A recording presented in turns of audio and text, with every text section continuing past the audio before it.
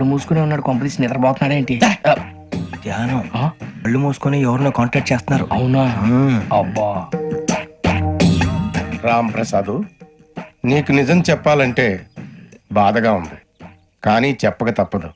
ఎందుకంటే అది నిజం కాబట్టి. Correct sir, correct. ఏంటి సార్ అది? నీకు 40 ఏళ్ళు వచ్చే వరకు కష్టాలు తప్పవు. గురుజీ, అవి మామూలు కష్టాలు కావు, అష్ట కష్టాలనే చెప్పాలి. ఉదాహరణకు అవి ఎలా ఉంటాయంటే, దొరక్క నీకు ఫుడ్ దొరికితే అది నీ నోటికందే లోగా నీ కాలో నీ చెయ్యో తగిలే మట్టిపాలైపోతుంది. నీ వాకలికి తట్టుకోలేక అప్పు కోసం ఎండను పడి వెళితే అక్కడ తాళం వేసి ఉంటుంది.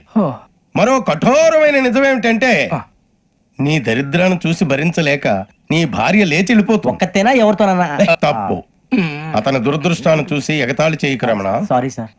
ఇదయ్యా రాంప్రసాద్, నువ్వు ఈ 40 ఏళ్ళు ఈ నరకాన్ని అనుభవించక తప్పదు. 40 ఏళ్ళ తర్వాత అలవాటైపోతుంది. ఇక నువ్వు వెళ్ళొచ్చు.